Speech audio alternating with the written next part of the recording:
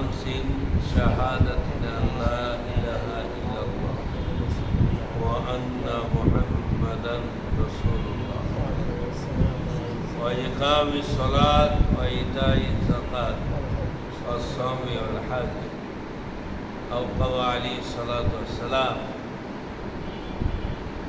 আল্লাহ রাব্বুল আলামিন দিন ইসলামকে 5টি খুঁটির উপরে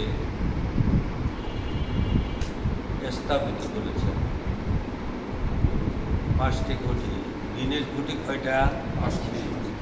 5টি খুঁটি আমাদেরকে জানার দরকার আছে না? মানে যেভাবে ঘর খুঁটি ছাড়া থাকে না, পিলার ছাড়া থাকে না, ঠিক দিন ইসলামকে আল্লাহ রাব্বুল আলামিন প্রতিষ্ঠিত করেছেন 5টি খুঁটির উপর। সুবহানাল্লাহ।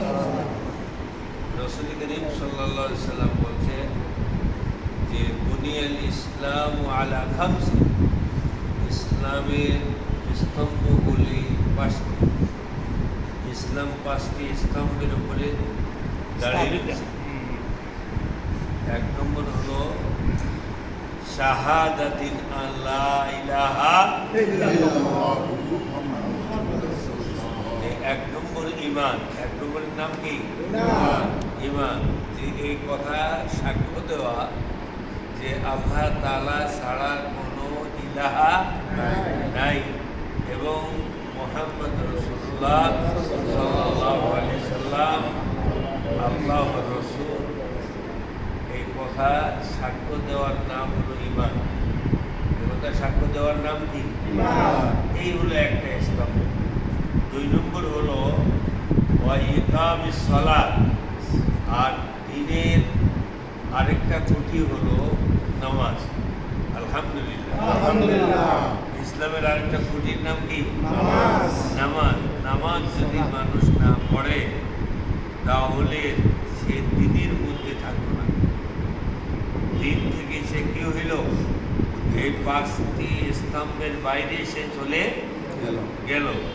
এই জন্য রাসূল করিম সাল্লাল্লাহু আলাইহি সাল্লাম বলছে যদি কেউ ইসলামকে মানে তাহলে তার ঈমানের পরে 2 নম্বরের দায়িত্ব হলো 5 ওয়াক্ত নামাজ যথাসময়ে আদায় করা।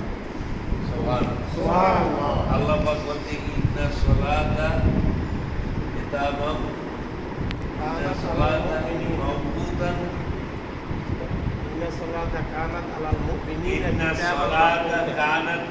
মুমিনিনা কিতাবাম মাওকুতা। আল্লাহ রাব্বুল আলামিন নামাজের জন্য 5টি সময়কে ফরজ করে দিয়েছেন। আলহামদুলিল্লাহ। ইন্না সলাতা কানাত আলাল মুমিনিন, নিশ্চয় নামাজ মুমিনদের জন্য কিতাবাম মাওকুতা। মানে মাওকুতান মানে এখানে আল্লাহ পাক ফরজা ফরজ করে দিয়েছেন। এই জন্য এই 5টি সময় ফজর, যোহর, আসর, মাগরিব, ইশা। বলবেন হুজুর এই নামাজ কেমনি পাইলাম? নামাজ তো মেয়ারাজের রাত্রিতে আল্লাহ রাব্বুল আলামিন ফরজ করে দিয়েছেন। সুবহানাল্লাহ।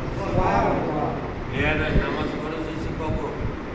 মেয়ারাজের রাত্রিতে ফরজ হয়েছে।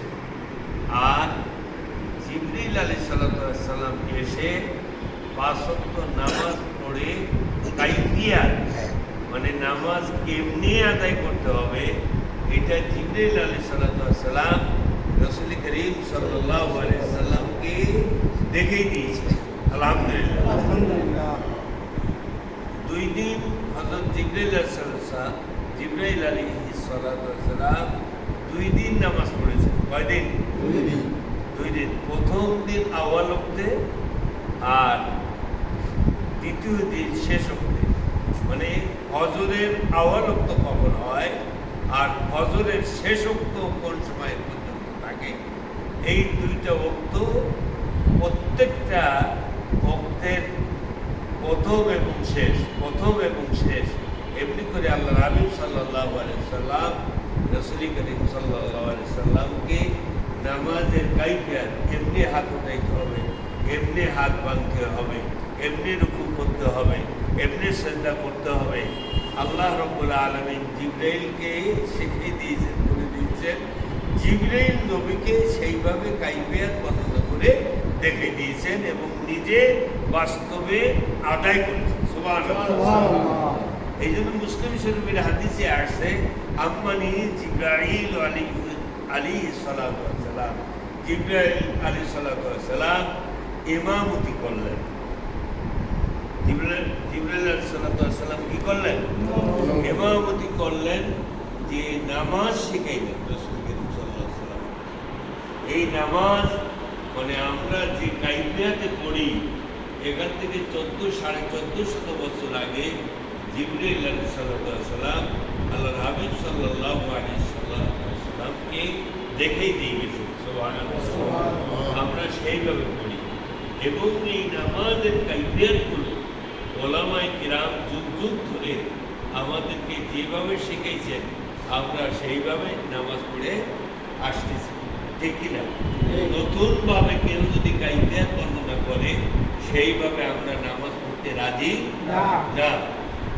কেননা আমাদের সামনে বুখারী শরীফ আছে, মুসলিম শরীফ আছে, আবু দাউদ শরীফ আছে, নাসাই শরীফ আছে, তিরমিজি আছে, মুয়াত্তা মালিক আছে, তহাবি শরীফ আছে এবং তদুপরি আইম্মায়ে ফুকাহায়ে কেরামদের অনেক বক্তব্য এই বিষয়ে আলোকপাত করা হয়েছে। এই জন্য আমরা নিজেদের মন গড়া মতো নামাজ আদায় করব না।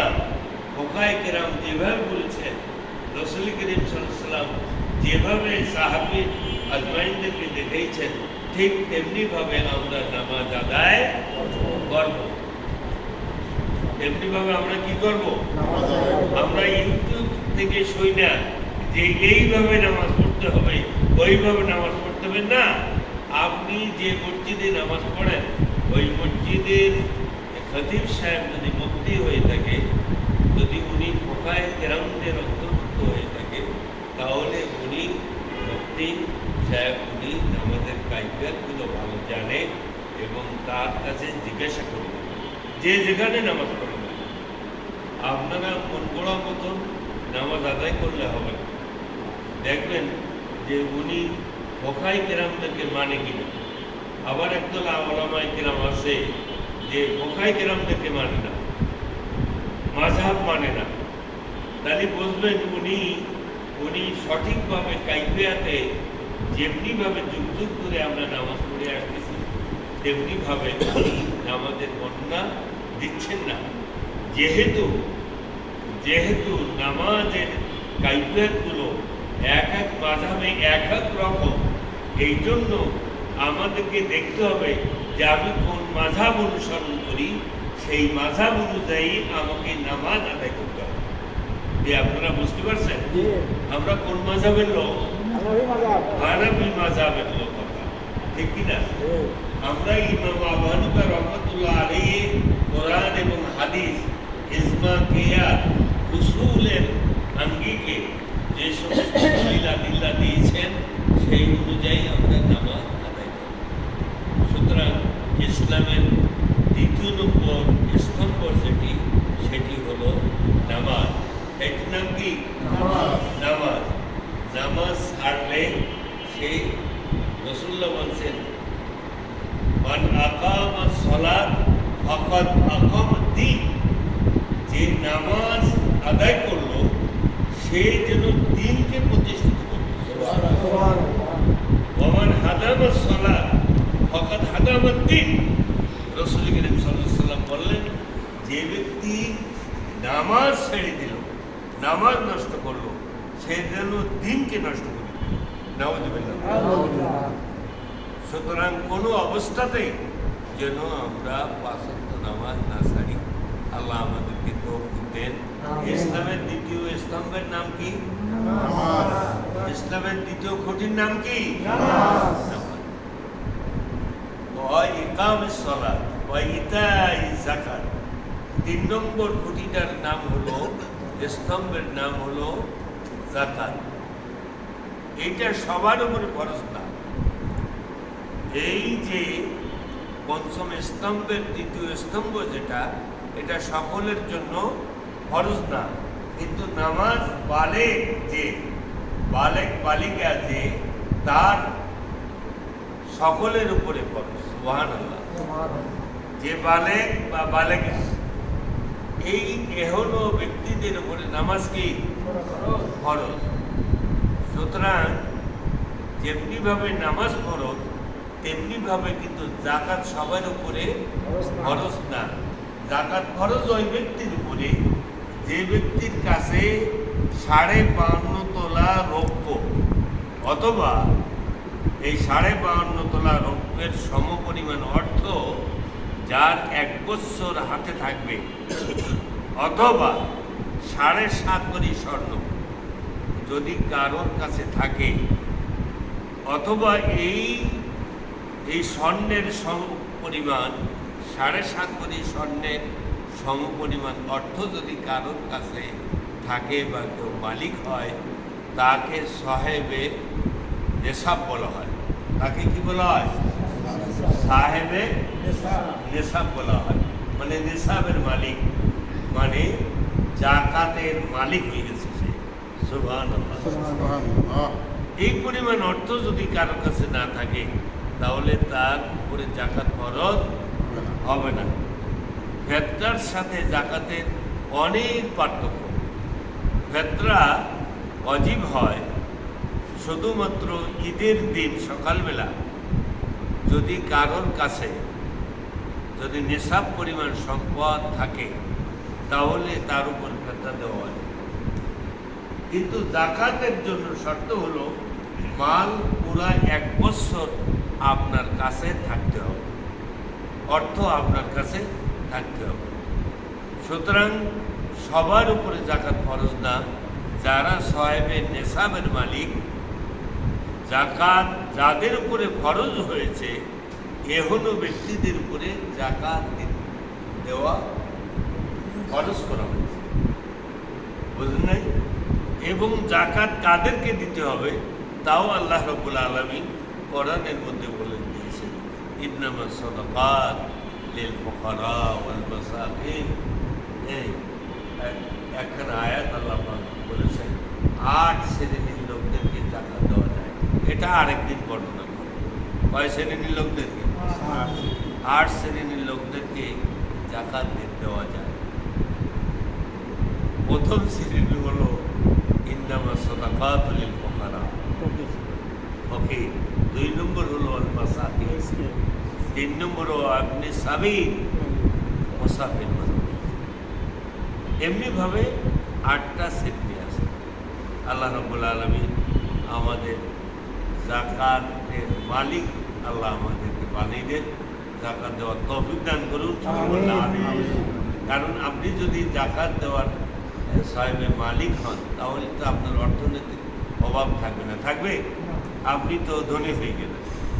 এই জন্য আল্লাহ রাব্বুল আলামিন অর্থনৈতিক অভাব আমাদের জীবন থেকে আল্লাহ পাক সরিয়ে দেন। বলেন আমিন। ওয়া ইকামিস সালাত ওয়া ইতাইজ যাকাত। ৪র্থ নম্বর হলো অসম। ৪র্থ নম্বর কি? সম, মানে রোজা। রোজা রমজান মাসে একবার ফরজ হয় নাকি? না, প্রতি মাসে? রমজান কোন মাসে? ইয়া আইয়ুহাল্লাযীনা আমানু কুতিবা আলাইকুমুস সিয়াম কামা কুতিবা আলাল্লাযীনা মিন ক্বাবলিকুম লাআল্লাকুম তাত্তাকুন। আল্লাহ পাক বলছেন, এই সিয়াম আমি রমজান মাসে ফরজ করেছি। শাহরুর রমাদান আল্লাযী উনজিলা ফীহিল কুরআন হুদাল লিন-নাস।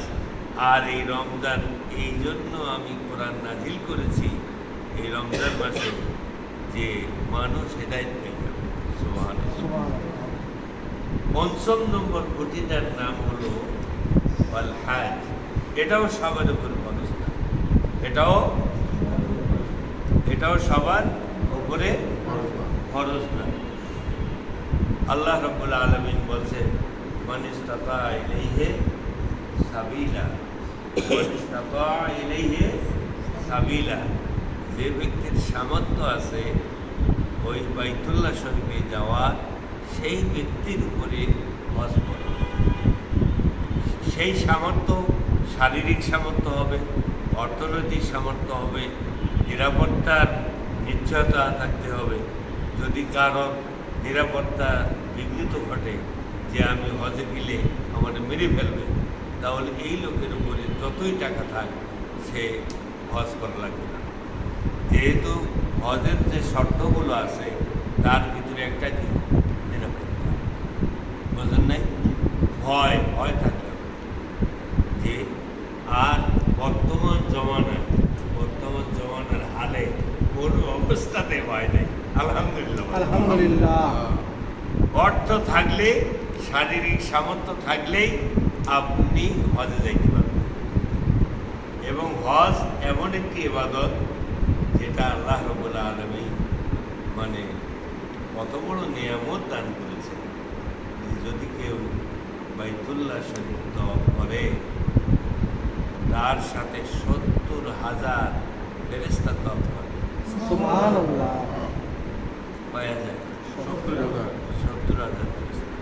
একখানা হাদিসে আছে, যদি কেউ হজ করতে গিয়ে মারা যায়, আরাফাতে হজ করার আগে মারা যায়, আল্লাহ রাব্বুল আলামিন কিয়ামত পর্যন্ত একজন ফেরেশতাকে তার নামের উপরে হজ করার জন্য আরাফাতে পাঠায়। সুবহানাল্লাহ। যদি কেউ জুমার দিনে হজ পায়, আরাফার দিন পায়, ওলামাই কিরাম একমত হয়েছে সৌদি আরবে, আমি ছিলাম, যে জুমার দিনের হজের কি ফজিলত। জুমার দিনের হজের ফজিলত হলো, সমস্ত মালয়েশিয়া বলেন, ইন্দোনেশিয়া বলেন, ফিলিপাইন বলেন, পাকিস্তান, ভারত, সৌদি আরব এবং সুদান, বিভিন্ন দেশের ফোকায়ে কেরাম একমত হয়েছেন যে যদি কারোর কিসমতে জুমার দিন হজ পড়ে, তাহলে সে 70টা হজের সব হবে। ওইটা আল্লাহ রাব্বুল আলামিন জীবনে একটিবার হলেও হজ করার তৌফিক দান করুন, আমিন। কারণ যার উপরে হজ ফরজ, রাসূলুল্লাহ সাল্লাল্লাহু আলাইহি ওয়াসাল্লাম বলছে, সে যদি হজ না করে ইচ্ছাকৃতভাবে, তাহলে সে ইহুদি হয়ে মরুক আর খ্রিস্টান হয়ে মরুক, তাতে আল্লাহ আর আল্লাহ রসুলের কোনো যায় আসে না। নাউজুবিল্লাহ। এই জন্য আল্লাহ আমাদেরকে যদি টাকা পয়সা দেন, তাহলে যথাসময় যেন আমরা হজ করতে পারি। আল্লাহ তাআলা আমাদের তৌফিক দান করুন, আমিন। আল্লাহ আমাদের এই আলোচনাগুলো শুনে ইসলামের গুরুত্বপূর্ণ বিষয়গুলোকে মানে সঠিকভাবে মূল্যায়ন করার তৌফিক দান করুন। আসসালামু আলাইকুম ওয়া রাহমাতুল্লাহি ওয়া বারাকাতুহু।